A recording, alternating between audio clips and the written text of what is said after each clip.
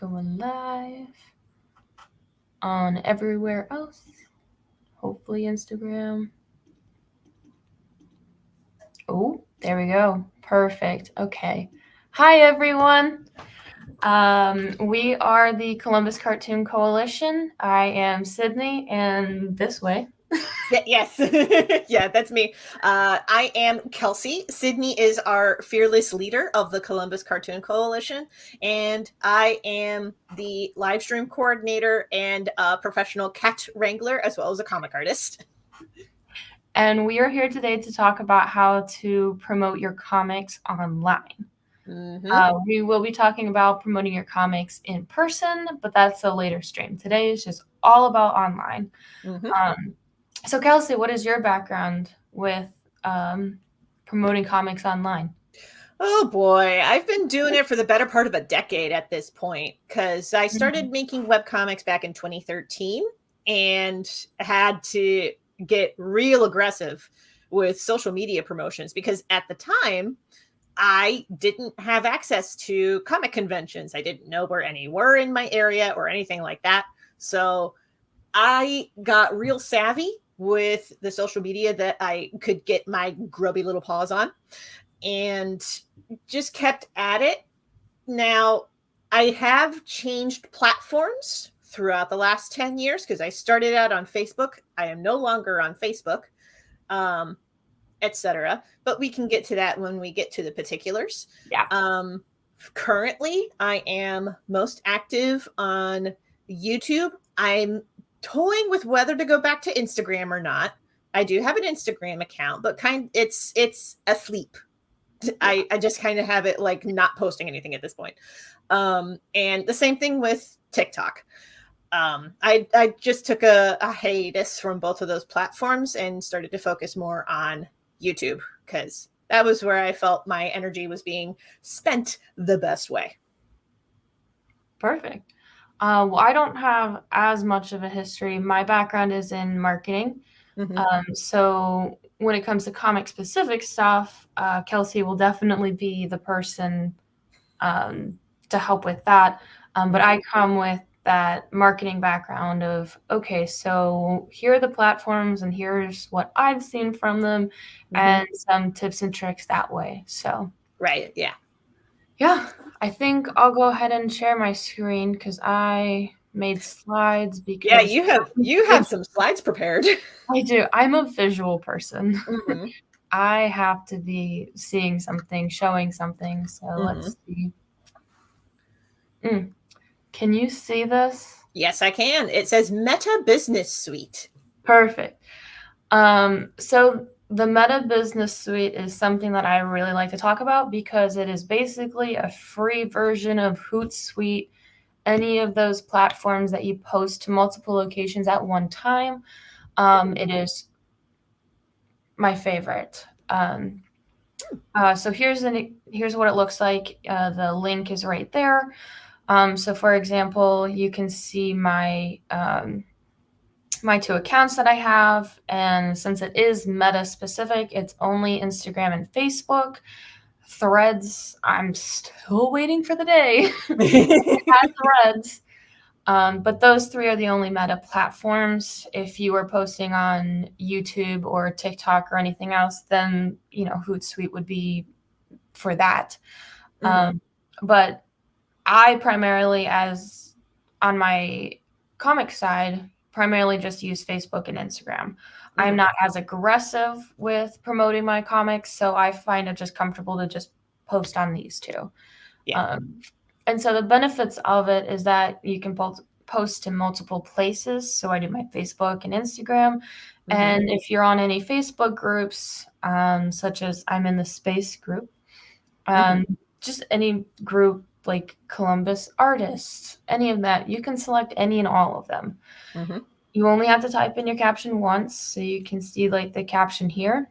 And then you can customize it each for Facebook and Instagram. So if you're tagging a fellow artist that you're working with and they have a different Facebook tag than they do an Instagram tag, you can customize it each so that they're tagged perfectly. You can schedule ahead of time or you can publish it immediately. Mhm. The nice thing is that there's no limit to how many posts that you can schedule. Mhm. Hootsuite free is only 3 posts in advance. Yeah. And again, it's free. All you have to do is have a Facebook or Instagram, and boom, it's there for you to use. Mhm. Um, so that's the business suite. Definitely recommend looking into it if you use those 2 platforms, if you're familiar with those 2, and just like it Mhm. helps you. It saves time. Yeah. The other thing I wanted to talk about is SEO. What is SEO? It's search engine optimization. Mhm. Why is this important? It's about helping search engines understand your content and helping users find your site and make a decision about whether they should visit your site through a search engine. So Mhm. basically, you're putting all this time and energy into your social media accounts, your websites, blogs. You want to make those platforms also do work for you. Yeah. You don't want to do all of the work. So that's why SEO is super important, is because those platforms will be working for you. Mhm. Um, SEO is a completely like its own thing Mhm. to understand. So I have a bunch of recommendations for certifications, courses, YouTube videos, all of that, which this is one part of it. I have another slide of recommendations, and I'll be posting these and any other resources that we go through today on our Ko-Fi page. So if Mhm. you go to ko-fi.com/Columbus Cartoon Coalition, you'll have all of this. Um, Google Digital Marketing is a good one. It's free to enroll. There is financial aid available. I don't know what the payment is on that. Mhm. It changes every day. Um, yeah, so there's this. Like I said, there are also videos too, and not just certifications. So Brian Dean's Advanced SEO Strategies and Case Studies. It's an entire playlist on YouTube for free. Mhm. The Gotcha. only difference is that you're not going to have a certification to show a potential employer. Mhm. But I've found that experience and skills are more important than showing a piece of paper with your name on it. Right. Yeah. So there's also LinkedIn Learning, which is really good. And as soon as you complete it, it shows on your LinkedIn page, which is pretty nice. Yeah. So those are that. Another important thing to use is the Google Analytics Academy. All of these things that you see on the screen right now are free courses. It teaches you how to use Google, how to use the analytics to help you. Mm. So even if you didn't buy your website domain through Google, you can still sign up for Google Analytics, because anybody who goes on Google to search for you, Mm. they get those analytics for you. So age range, location, all of this data, it gets it for you, and then you can understand who your audience is and Mhm. not just guess who your audience is. Um, and it's really, really, really nice to use, and it's all free, to my knowledge. Could be wrong, but last I checked, which was today, it's free. Yeah. So knowing what's available to you and where you can find it, that's a really, really, important step in the Mhm. journey. But those are places I would definitely, definitely recommend checking out. Mhm. And how can you start using it today? Because guess what? You don't need to have a certificate. You don't need to go to these courses just to start using it today. If you have Ko-Fi, this like tags Mhm. section Yeah. helps with your SEO. So you just like it says an example, poetry, illustrator. Those Mhm. are keywords that people will be typing in search engines, Mhm. and that tag will help boost your signal. Also, if you use WordPress, there are SEO plugins in Yep. which, when you make blog pages, I'm sure you've seen, but it will give you advice like, oh, you need more or you need your keyword in more image text. You need your keyword in more headers. Or, hey, you've used that keyword a lot of times. Nobody talks like that. Stop doing that. It's really, really helpful because even if you've been making blogs for a long time, sometimes it just slips. So it's nice to have that helpful, like, yeah, you're doing great with SEO. Yeah. And also a major SEO is hashtags. Hashtags on all your socials. Yeah. Which, yeah, can attest. I use Yoast SEO on my blog currently. I'm going to see about putting it on a couple of my webcomic sites. But for sure, I can highly recommend Yoast SEO. It has helped a lot. So do you use it through WordPress, or where do you use it through? Through WordPress. All of my websites are run on WordPress, but I host them myself. I don't know if it would be usable for like a WordPress.com site. And the difference between the two is that WordPress.com is hosted by WordPress. WordPress.org, you buy a domain name and web hosting through a third party, and then you install WordPress on that. Gotcha. Yeah. So this plugin that we're looking at right now, that's the iteration for if you buy web hosting through a third-party server and you have the domain name, you can just install that plugin for Yoast SEO on your website that way. Gotcha. Okay. Yeah, I wasn't super familiar with the different versions of it. I just know what I use in my full-time job. Right. Yeah. I don't ask how it's done. I just do it. Right. That's fair. Yeah. But yeah, hashtags. And so this is my last little bit with my slides because, again, I'm a visual person. But when it comes to social media, Instagram, it's unfortunate, but post reels over images. Yeah. Right now, that's the trend. And when you're doing that, add a collaborator to the reels, which is what that image is showing at the bottom.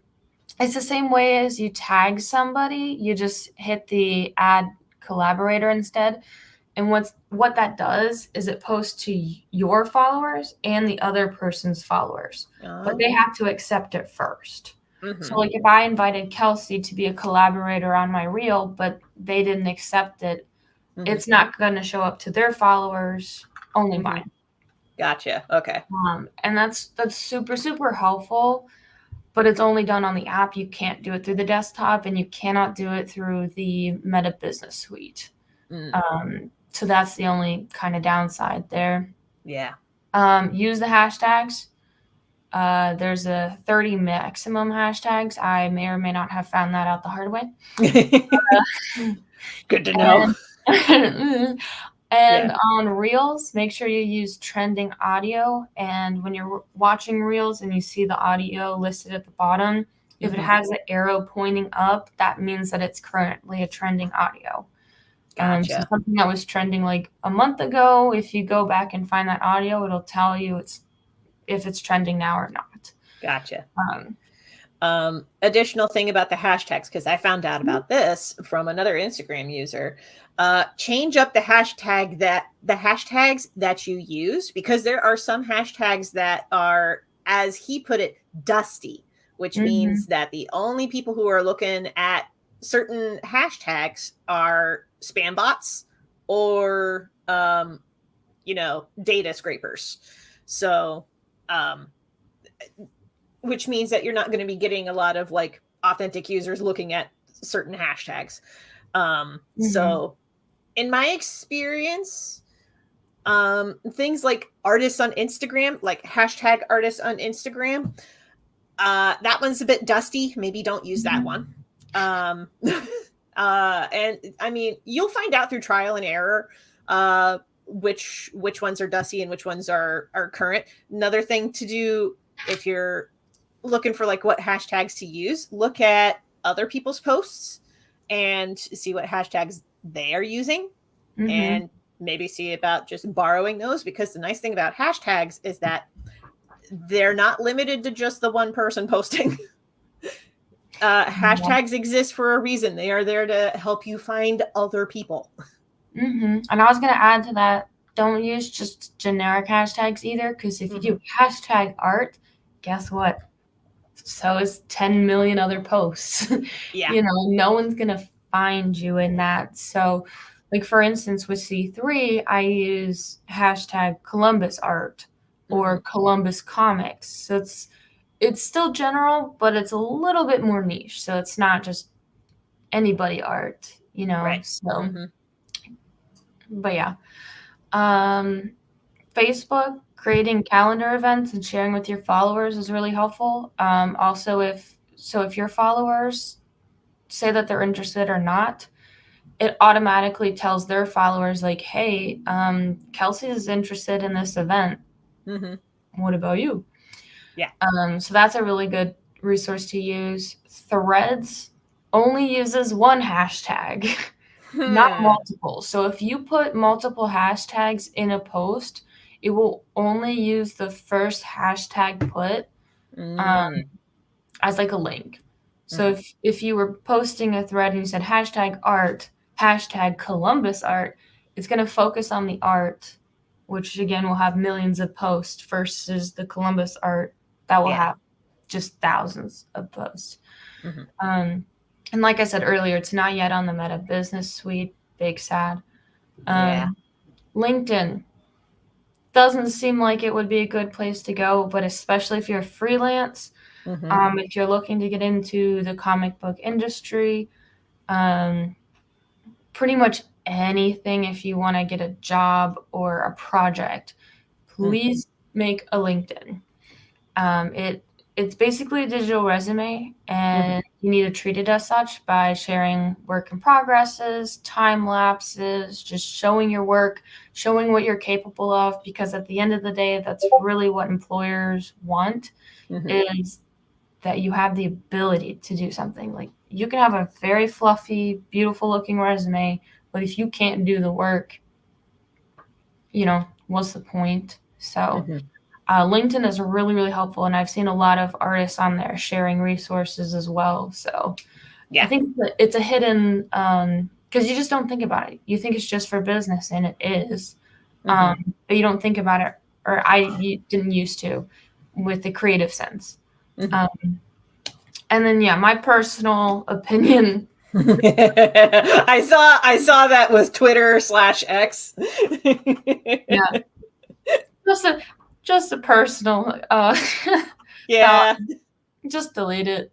I can't give any like tips and tricks. I think I have like for my full-time job, Facebook posts can get up to like 50 plus likes. Instagram 30 plus. I don't think Twitter has gotten a single like. Yeah. And they're just standard business posts, so they're not anything too fancy, but here's my thoughts on Twitter, which is that the best time to be on that platform was between whenever it launched and 2016. Those were the best years to be on Twitter. Because that was when I was most active on there. That was when I built up a pretty decent following. But then right around, I think it was around 2018, actually, was when I announced that I was going to be leaving the platform. Because I had noticed that a lot of my work was not getting the attention that it used to. And that was back in 2018. It's only gotten worse since then. And that was before Elon Musk took over, and then he just made it doubly worse. So I was gonna say, that was before the overtake of He Who Shall Not Be Named. But I'm just gonna name him. Elon Musk is a moron. I'm still calling it Twitter because nobody cares about his feelings. Anyway. I saw, this is so sidetracked, but I saw an interview where someone was like, if Elon can dead name his kid, we can dead name his platform. I've never looked back. It's always Twitter. It's always been Twitter. But you know, back in the day, I remember when Twitter was pretty active. It was also competing pretty heavily against Tumblr. And one of the trends back in the like the teens from like 2010 to 2016, 17, one of the trending things that I noticed on both platforms was to promote their comics, they would make accounts specifically for the characters who were in their comics. The most notable example I can think of would be the webcomic Check Please. The main character of that had his own Twitter account. And he would just like tweet whatever things happened between webcomic updates. So it was a way to keep the audience engaged, and it was a way to promote the webcomic, but through a character perspective, so that, you know, the artist herself didn't have to have a Twitter account of her own. So. Oh, that's hilarious. I love that. Yeah. This was also a trend on Tumblr, because Tumblr has always been for fans. Like, fandoms will congregate, and they still congregate on Tumblr. And character blogs were very much a trending thing back then, because how cool would it be if you could go to an Ask blog and ask your favorite character from this property a random question, and then they can give you an answer in character. This was a whole thing. This was a whole thing during the 20 teens. So it was a way to like not only engage in fandom, but it could also be a way to help promote your comic, etc. Nowadays, I don't really see that a whole lot. There could be a resurgence for that, because one thing that I have noticed is that with Instagram shifting its focus from posts to reels, and people having here's the thing about TikTok, either people love it or they really hate it. There is not a lot of in between. Yeah. So we'll get to TikTok in a minute, but but with Instagram and TikTok being like the major ones that I've seen other than YouTube. I'll get to YouTube in a minute too, but I looked over my notes. But with one thing that I have noticed watching a lot of YouTube stuff is that a lot of artists are migrating away from using Instagram and TikTok. And while some do continue using YouTube, there are a lot of artists who are like, I'm just going to build my own website. And I would argue you should be doing that regardless of what social media strategies that you have. Because social platforms come and go, but your website is like the anchor point at which people can find you. It's the best way to put it. I would add on to that of like, a website, you know, it might seem intimidating, like, oh, I don't have that many followers, like, why would I have a website? No. A website is basically an online portfolio. It doesn't matter if you made one comic, you know, you need a website. And even if that's just using a hosting site such as Ko-Fi, you know, some way that people can find you, not on a social media specific platform. Yeah, because the other thing too is that if a specific social media platform it not only falls out of favor, but just decides to cull the number of users that it has on its platform, suddenly your account could disappear. And also, any content that you post on a social media page technically becomes property of that social media site. This is one of the big reasons that I stopped using Facebook, because anything that you post on Facebook becomes property of Meta. And I was not okay with that. So and also, like, it didn't have that big of an audience for me. My audience was largely on Instagram, my website, my webcomic sites, and nowadays YouTube is growing. And I actually want to talk a little bit about here's one of my big annoyances with Instagram, TikTok, and YouTube, which is that And you're talking about YouTube Shorts, or are you talking about YouTube as a whole? Because those are kind of two separate, For this second, I'm talking about Shorts. Got it. Thank you. Yeah, because one really annoying thing to me is that you can basically post the same short across all three. Mm-hmm. And I actually did this as a social media experiment back in October, which I made an entire video about on my YouTube channel, youtube.com/@KelciDComics, if you wanted to give that a watch. But I actually took basically the same short. You can find my YouTube channel through my website there, KelciDCrawford.com. But I did this social media experiment where I posted shorts daily on YouTube Shorts, TikTok, and Instagram because I wanted to see which ones did the best. And while there were some subtle variations from day to day, like TikTok would have to use different music, or Instagram would have to use different music, or the YouTube short would have to be just that little bit shorter, that sort of thing. They were generally the same. And letting you know now, Instagram performed the worst. TikTok was mid, but the best performer was YouTube. YouTube had shorts that I don't want to say regularly, but there were quite a few shorts that I posted that did crest over the 1,000 views threshold, which is way more than I ever accrued on TikTok. And TikTok was the mid one. Wow. Yeah. But I did a full breakdown in my YouTube video, but that's just my success. Other people's mileage will vary, because the other thing about this particular experiment was that I did not use trending sounds on TikTok or Instagram. I basically used music that I felt fit the particular video that was being uploaded. And that kind of ties into my philosophy with YouTube, and I'll get to that in a second. So that's the thing with Instagram and TikTok. If you're going to be using that, you do need to kind of jump on trends if you want to get noticed. And that's something that I've seen other artists talk about with regards to using Instagram and TikTok. There was one artist who I follow on YouTube now.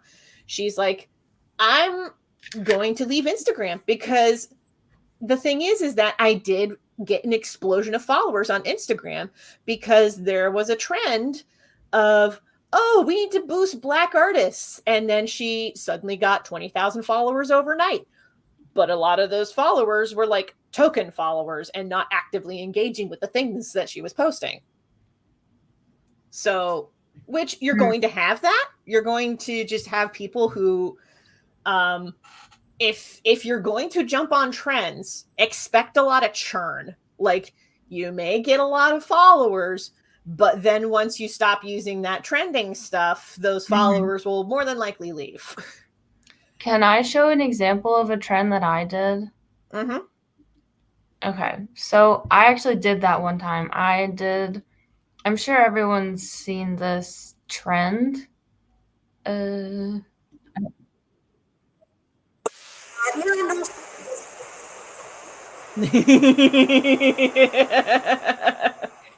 Nice. So, like, I did that, and I mean, you can see down here, 386 likes. My normal ones would get like, please stop. Okay, thank you. Yeah. Maybe 20. I believe the reach for that reel, and I'll look it up, it got to like 35,000 people.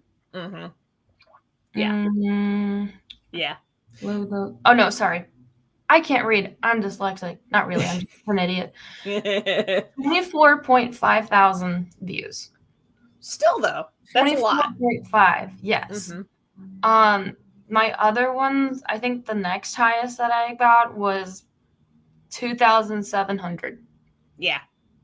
So I did that trend and I got a lot of views and I got a lot of followers, but I gained so many followers and I didn't keep doing those trends and I lost 100 followers within like less than 6 months. So like, yes, it's fun and it does get that excuse to like get you out there to people you necessarily wouldn't. And maybe you do gain like one or two who stay long term, but like that initial success does not equal long term. Yeah. And if you're okay with that, then you're okay with that, you know. But yeah, when you're talking about trends, I went, oh no. Yeah. It's actually one of the bigger reasons that I stopped posting to Instagram and TikTok was because I wasn't too interested in jumping on trends. I wanted to make my own stuff. And in my experience, the best platforms to go to for posting your own kind of stuff are your website, which is a given, and YouTube.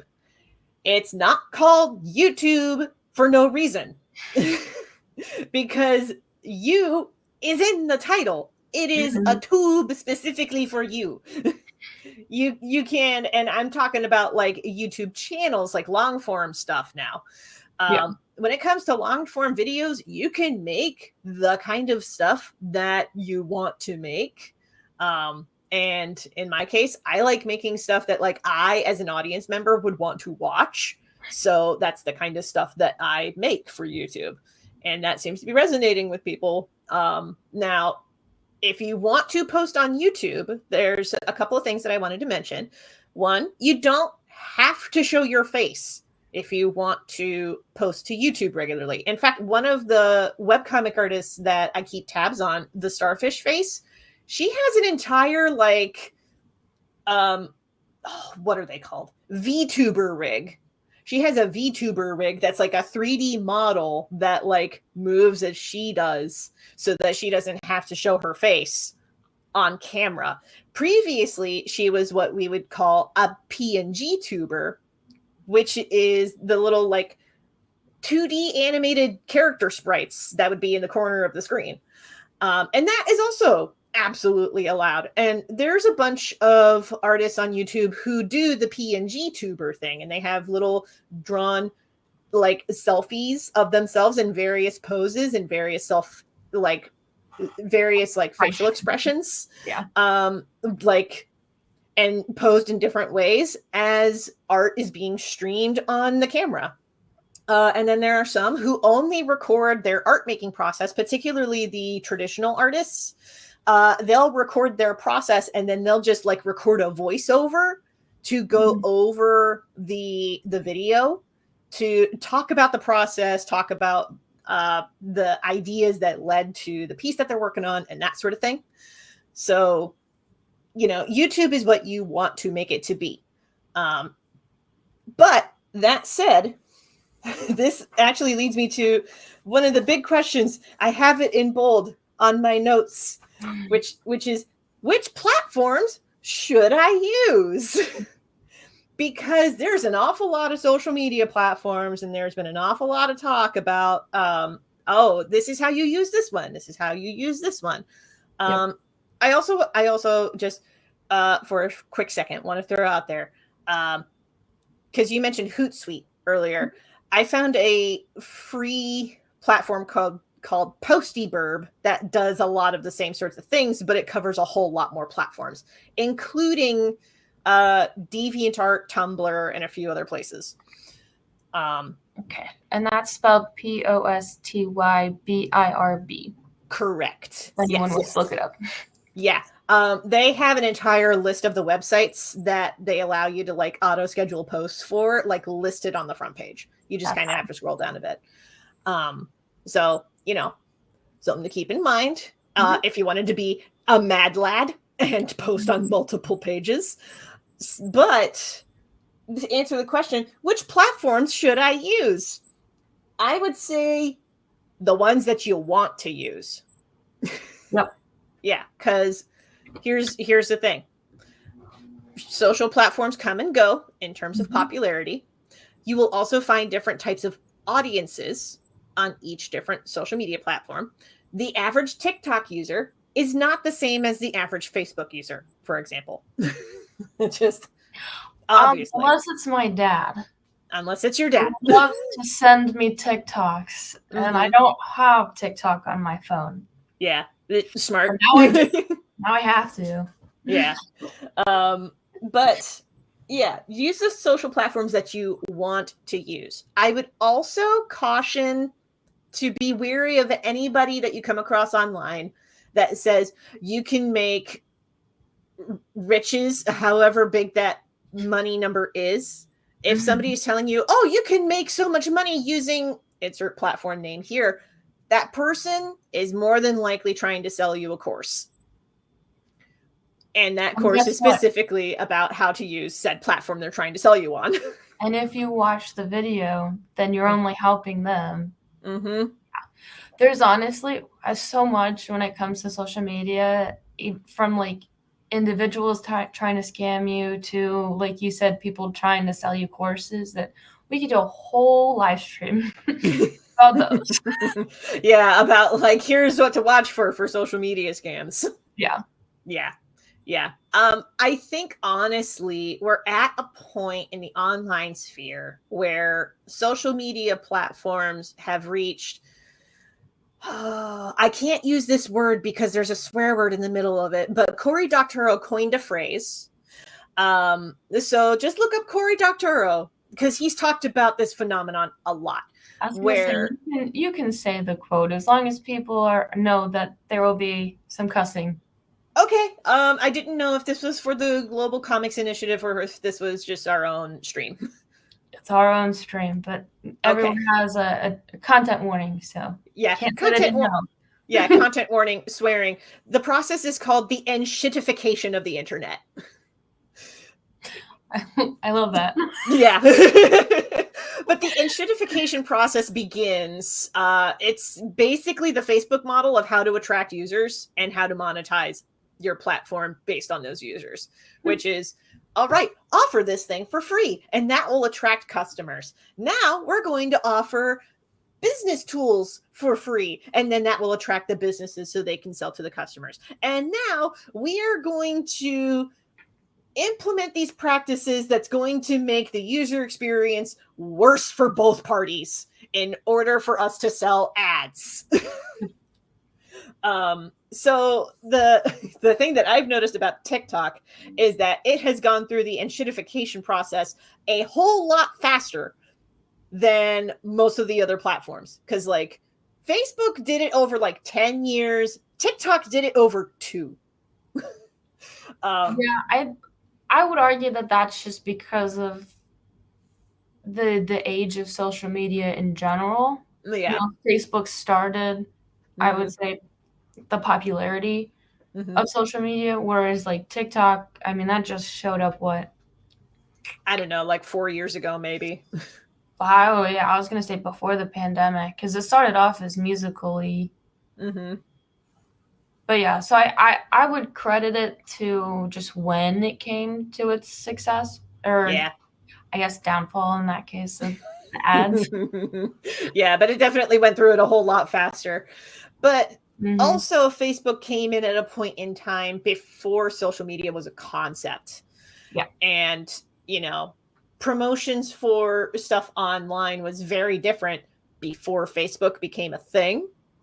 But that is a whole other different discussion. And that's not even my field of expertise because, like I mentioned at the top of the episode, I started doing promotions in 2013 when a lot of social media platforms were either well-established or starting to emerge. So I can't really comment too much about like Facebook. I mean, I know some people who could talk about it, and we could probably bring her on as a guest at some point, maybe, because I'm sure she would be down to answer any questions that you might have. She was also a marketing executive for Disney, so yeah. And they didn't get the invite for the stream. What? I know. I should have invited her because I'm sure she has a lot of thoughts on online webcomic promotions. She was my co-creator on the webcomic validation. And for anybody who's curious about who I'm talking about. Yeah. Yeah, a lot of the tips that I know were like largely picked up from her. Yeah. But so as far as like what platforms should you use today? Again, just use the ones that you would want to use. I would say use the ones that bring you joy, but that might be a bit of a stretch for some social media platforms. So I would say use the ones that cause you the least amount of annoyance. And there's something to say too about using what you know. Yeah. Like if you've never used TikTok before, Mhm. and you're trying to start your social media presence, Mhm. you're not going to know what to do, But if you spent like months where you watch TikTok every single day, then you get an idea. Yeah. Then you can do it. There's definitely something to say about just using what you are comfortable with, for sure. Yeah. And that's actually a good recommendation for like, if there is a social media platform that you want to use, like engage with it as somebody who uses it, not as somebody trying to promote something, but just as like a casual person and just kind of like putz around and find out, you know what I mean? Yeah. Yeah. That's the best way to find out, because that's honestly why I got into YouTube, is because I was like, I spend an awful lot of time on YouTube. I might as well start posting stuff on here. Yeah, exactly. Yeah. Now, have you found a difference between posting not reels, they're called shorts. Have you found you get what I'm asking? The difference between posting shorts and posting full YouTube videos, which by YouTube definition is just over a minute. It can literally be a minute and a second, and it's a full video. Yeah. The thing is that they operate off of the same algorithm, so there's not too much of a difference other than formatting and also opportunity for monetization, because the monetization threshold is actually 2 separate barometers, whether you're using long form videos or shorts. So my recommendation is actually to use a healthy combination of both, because again, the algorithm runs off of both, or at least the algorithm is like, oh, it's a video, and we'll show it to you regardless. If there's any one thing that I've noticed about posting stuff on YouTube, it is that putting hashtags in the title of the video does make a difference in terms of reach. Again, hashtags. And I found this out through trial and error, because I had noticed some YouTubers would put hashtags in the video descriptions, and sometimes that works, sometimes it doesn't. But putting the hashtags in the titles of the video does make a difference. Now, I would recommend keep it to like 2 or 3 hashtags in a video title. Oh, yeah. You also have to, right? Because I think the character limit is the 100. There is a character limit on YouTube video titles. I don't remember what the limit is. I would guess not more than 150, because it's just a title. I mean, the description has a whole lot more space, but the title itself, you really only can do just a couple hashtags. Yeah, but people don't tend to look in the description box unless there is a call to action in the video to check something in the description box. Which, check the description box. Link in the doobly-doo. Link in the bio. Yeah. Yeah, the whole link in bio thing. Yeah, the like and share and subscribe. Yeah. I've seen so many videos do that. That's fun. It's like, subscribe right here, and it pops up. Anyway. Yeah. I will say, since we brought up the whole link thing and bringing up link in bio, that was one of the really annoying things about using Instagram and TikTok in my experience. Yes. The thing that gives YouTube a bit of a leg up, and this is something that the Starfish Face also noticed, is that you can just post actual links in the descriptions of a video, and if you give a call to action, people will check it out. And I have noticed that there's been a bit of an uptick in readership for my webcomics since I've started regularly posting on YouTube and leaving links to my webcomics and my blogs in the description of things. So that helps. Well, and It's super easy to, because on Instagram, Mm-hmm. if you wanna link to something, you have to go to the person's bio, and then you have to find the link, and then you gotta click the link.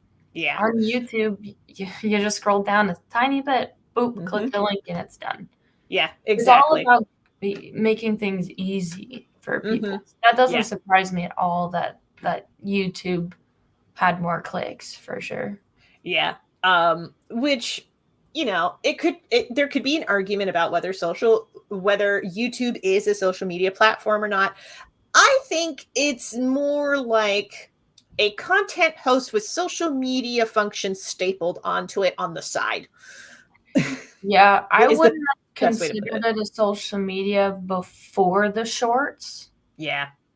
But with the introduction of shorts, there's a little bit more of Yeah. a discussion there, for sure. Yeah.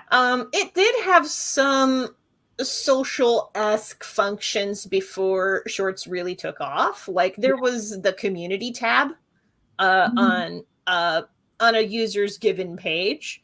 Um sorry, I just thought of a tangent regarding James Somerton and the community tab on his page back when he had a YouTube, but that is a whole other discussion. If you want to know what I'm talking about, watch the H Bomber Guy video about plagiarism.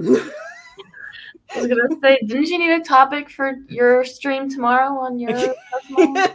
I did post a poll on Discord that was like, "Hey, if I do a stream tomorrow, what should I draw?" Which we haven't even talked about Discord. Oh yeah. We need to talk about Discord a little bit. I don't know if I would call it a social media though, as much as it is like a portable message board chat room. Yeah, I think I personally would consider it more of just like a chat room, because it's effectively the same as like Slack or Yeah. Microsoft Teams. Like, Mm-hmm. you have to be in the group in order to get the media, Yeah. but also like, well, Discord, it used to have that there was no limit to the link expiring, but now there's a limit to the invite link. It expires after 7 days now, which makes it a mess. You can update this. If you update the server to a community or something. Maybe that's it. I just know that when I set up the Discord server for my own comics fans, Mhm. that I can go into like send invite code, and it asks me whether I want the link to expire in like 7 days, 2 weeks, a month, or never, or something like It that. used to have never. That's why I'm so, yeah, I'll have to Yeah. figure it out. But I'd say from my experience, so the Discord I'm talking about is the Discord for the Columbus Cartoon Coalition. It is primarily for artists in the Columbus and Central Ohio, and we have some honorary Ohio people in it.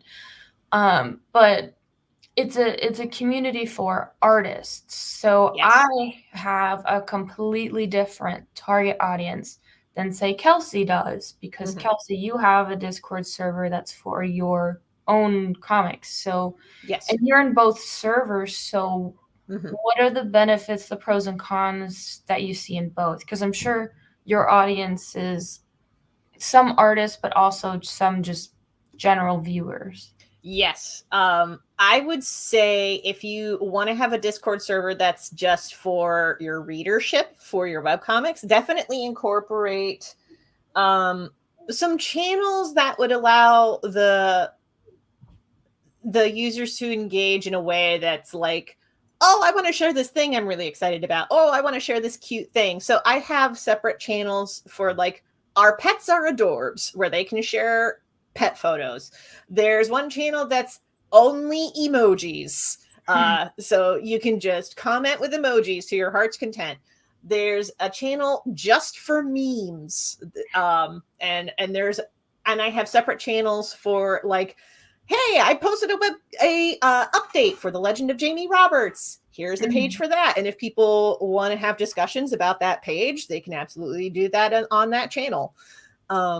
So having like you can have places and channels where for people to like actively have discussions, and you can have channels specifically for like encouraging people to share the things that bring them joy. I would say those are really good. Yeah. This is different from how folks would engage with something like the Columbus Cartoon Coalition Discord. And the C3 Discord is actually pretty similar to another cartoonist Discord I'm a part of called the Heat Sink Comics Collective. And I would say the things that both servers have in common is, hey, here's a channel talking all about some upcoming conventions that are accepting table applications. Hey, I have a piece of art and I'm really stuck on something. Could you give me feedback on how to make it better? Oh, I'm working on a comic script. Can we have like a little writer circle so that we can work on the script a little bit? Or like something that I haven't done this very much with the Heatsink Comics Collective. One of these days, I'm going to join the C3 on this one. C3 started hosting little virtual hangout spaces so that folks could just hang out in a virtual room while working on comics and stuff. And one of these days, I'm going to join in on that because there's another. I'm part of so many cartoonist servers right now. But there's a server specifically for Canon Right Productions, which does comics anthologies. And when there's an anthology that's in production, we will regularly have like days where we get together in a virtual room and we work on our submissions for the anthology, because some of us just need some form of body double. Yep. So, and whether that body double is virtual or in person, it still helps. So that has been really nice. One of these days, I'm going to participate in one of the C3 ones. It's, but from what I can tell, the C3 ones are generally like, hey, I'm hopping in now. And not necessarily scheduled, which is fine. It's totally fine. Yeah. I was going to say, it's really nice because it's a place for anybody and everybody. And I like that people are comfortable enough to be like, hey, I need someone to keep me accountable. Can somebody hop on? And 9 times out of 10, somebody will be there, because I think that's the benefit of a creative specific server, and not like Kelci is promoting their own work. The benefit of having a creator specific Discord is that somebody else is there in the same boat as you. Yeah. And also everybody has a different lifestyle. So like I work a 9 to 5, but I work from home, and I would love to jump on and say hi, even though I'm working on my work stuff, you know? Right. Yeah. And we have night owls. Like there are some people who post like 3 a.m. updates. I'm like, good for you. I'm looking at that at 9 a.m. the next day. Yeah. It's really nice because we have such a variety of different people on that kind of server, but at the same time, you're not really going to be able to promote your work as much to non-creatives, which it's a start. Yeah. For sure. I would say I use my Discord server less for promoting my own work as much as like having a virtual hangout space so that I can like engage with fans more directly, which is one of the primary reasons that I started the Discord server in the first place, was because I wanted folks who wanted to have that option where they could engage more directly with myself and other fans. And also there are some fans who are creative, and I have some channels that's I have one channel that's just called #art, and it's not just for my art. It's also for some of the fans who also make art, and they're like, hey, I made a thing, look at this thing that I drew, which is great. That's something that Ben also does with his server, because he also has a Discord server for his stuff. But his channels are, catered more for himself and his fan base. So there are channels for like, hey, I'm streaming on Twitch and I'm streaming this particular game. Or hey, did anybody see the latest episode of Critical Role, and have like entire discussions about that. Yeah. So, it that like building up a server like that is one of those things that like you start with like a couple of basic channels, and as you engage with people regularly, you Yeah. start to catch on to the kinds of things that they talk about a lot, and then you can start building out channels from that. That's like, okay, this channel is specifically for commenting in emojis, or this channel is specifically for venting, this channel is specifically for Yeah. I'm really tempted to make an entire separate channel on my Discord server just for posting pectoral muscles. Just because I know my fan base. But that's the nice thing, right? Is you get to Yeah. know your fan base, know what they want, and in the end, that helps you. Yes. Now I have another question that's kind of the same like discussion that we've been talking about, but when it comes to social media, I've seen a lot of trends, and you already mentioned this somehow. Do you think it's more beneficial to have a social media that is you as the artist, or do you think it's more beneficial to have a social media that is the comic? So like you mentioned that you have validation comics, you have a separate social media for that. Yeah. But I don't think you have one for Jamie Roberts, or do you? I do not. Okay. So in that you post you post validation as well, I believe, on your personal stuff. So so you have a both mix. Have you seen like any pros or cons to those two different types? So this is actually more of a broad strokes answer for this one. So the reason that I started social medias under my own name was because in the beginning, I pretty much specialized in doing short run stories. So it didn't really make sense to start a social media page for a comic that would end on page 100. So I was like, well, I'm just going to have it dedicated to my name so that if there are other webcomic projects happening or anything else, then people know where to find me and where to find updates for that. Now, Validation did have its own page, if only because that was a co-creation with a separate creator, CB, who was the writer and I was the artist. And Validation got its own Instagram page actually after the website was taken down. There's a few behind the scenes reasons for that, but Absolutely. The Validation Instagram page was another way to get the webcomic out there to new readers, or maybe to readers who read it when it was first active, because it wrapped up in 2018, 2019. But the story ended, but reposting it on Validation was a way to like engage with that old reader base, but also find new readers. And that's also why I started posting one of my other old webcomics on Tapas. I started posting The Case of the Wendigo on Tapas, and it's been getting pretty steady readership at this point. I was posting webcomics on Webtoon,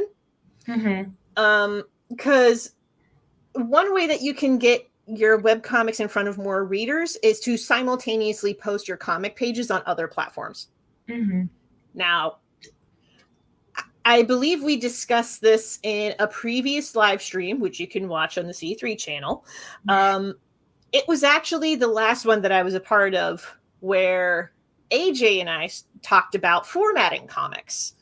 And we talked a bit about formatting comics for Webtoon versus Tapas versus your own website, because Webtoon's formatting is highly specific. Say that. Yeah. Now, the thing is that I don't tend to do hyper specific Webtoon formatting because I am lazy. So I just I fit it to the dimensions that I needed it to fit. And I'm not the only one who does this. There are other webcomic makers on Webtoon who also do the same thing, where they're just like, I'm just going to post a full comic page on Webtoon. I don't care about the vertical scroll. Yeah, which, kudos. But yeah, hilariously, the Starfish Face is one of those artists. But also there was a Legend of Zelda fan comic. I think it was like Demon Road. That's what it was. Demon Road did this, where it was like, I'm just going to post a webcomic page. I'm not formatting this specifically for Webtoon. You're not going to make me. Yeah. Yeah. Which, again, kudos. So you can post across your own website, Webtoon, and Tapas. Just keep in mind that there are formatting requirements that are different for each one. We talked about that in a previous stream. Yep. The other thing to keep in mind is that Webtoon is a lot friendlier to AI-generated comics.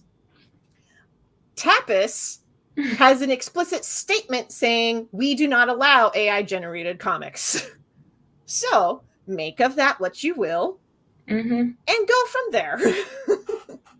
But I will say that's one of the reasons I stopped posting on Webtoon. And I found out about it because of an entirely separate social media platform that we haven't talked about called Blue Sky, which is just Twitter for leftists. So, well, I say leftists. It's really for people who really liked the Twitter experience but didn't want to be on Twitter when Elon showed up. So, yeah. Blue Sky, it exists. I feel like there was a boom in a lot of new platforms when Elon took over. So yeah, people were really looking for a Twitter alternative, which I've not used Mastodon, so I can't comment about that. I will say Blue Sky, it's just Twitter. Yeah. And it's the same thing with Threads. Like it's okay. It's just, I think the Twitter era of social media platforms is just kind of dying out right now. Yeah. There's not really a good way to utilize the Twitter format. Unless you're a writer and you can figure out a way to make pithy comments in 200 characters or less, which that's kind of what Twitter is catered for, which cool, not entirely necessary. Yeah. Yeah. But so to go back with the two separate like social medias, so it sounds like the recommendation would be if you're just starting out, do it under yourself as an artist. And then if you end up having a comic that it ends up being long term, or that's your goal is to have that long term, then to move it over. But well, maybe not move it over so much as have a page dedicated to just that thing. Okay, yeah, that's fair. Yeah. That way, if you continue making stuff under your own name that's not specific to that comic, you can post it on your own page. Yeah. But you have a page specifically for that comic if you so choose to. But it has to be something that'll last for longer than like a year and a half would be my recommendation. If the webcomic is going to take less than a year and a half to wrap up, just keep it under your name. Well, and even like it doesn't have to be a long form comic either. Like it can be like Strange Planet is one really good example I can think of. Like it's the same format, same characters, but it's different every week. It's like the Sunday comics. Yeah. It's not a long form story, but it's still a long form comic. So yeah, well, it's a comic that the creator intended to be like, I'm going to have this last longer than a year. Yeah, for updates, which that would be a good instance for maybe generating a social media page specifically for that comic. Is if you're projecting that it's going to be online for a while, that would be a good reason to start a social media page specifically for that. But for sure, yeah, which. Would I make an entire separate social media stuff for The Legend of Jamie Roberts? At this point, I don't think so. I mean, I love The Legend of Jamie Roberts. I do. And I've been doing it for, let's see, I started in 2018. So like 6 years now. Wow. Which is like, yay. But I mean, with social media being what it is, like, I'm just going to make stuff on YouTube and we'll go from there, because YouTube is the platform that I want to engage with the most. Yeah. That and my own websites. Yeah. Which I was going to say is kind of a perfect tie-in, because we don't have a lot of comments since we kind of moved our schedule a little bit due to a conflict that I had. But that's okay. It happens. We'll have more live streams. We'll have more topics that we cover that wasn't today, like websites, email newsletters. Oh, I can talk about that for days. I'm counting on you too. I already have you signed up. Yeah.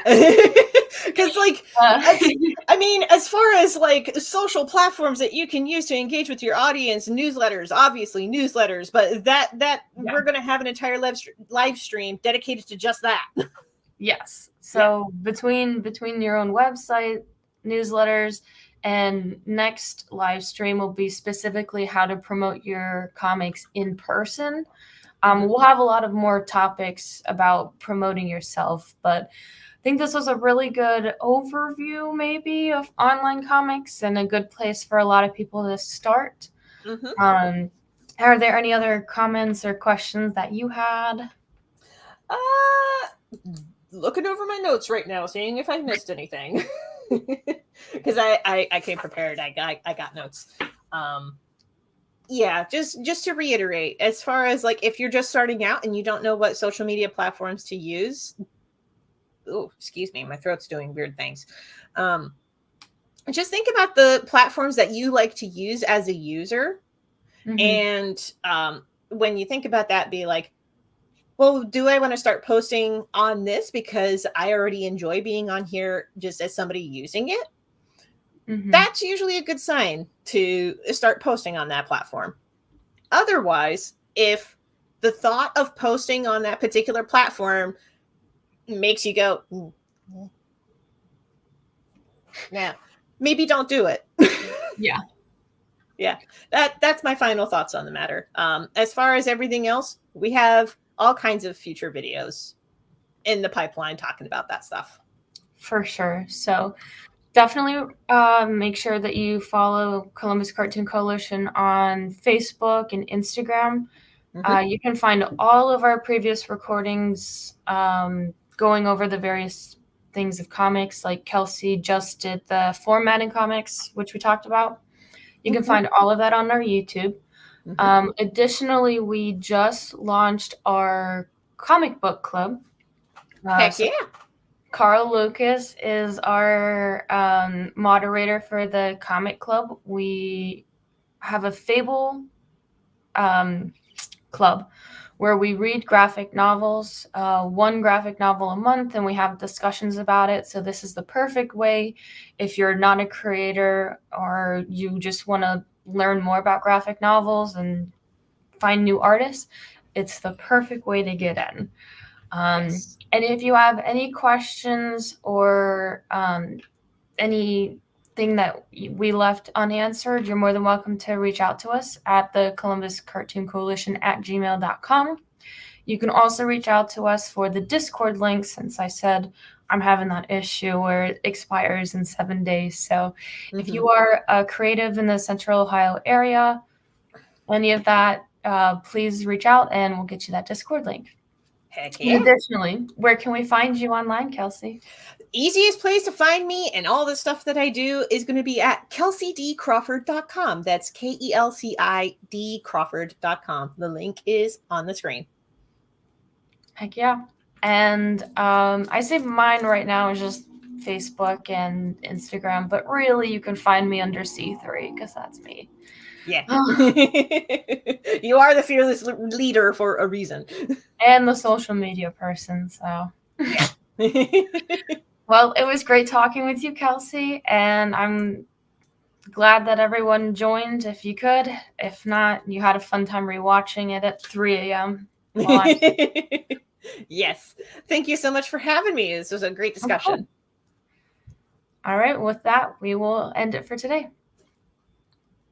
Thanks so much, everybody.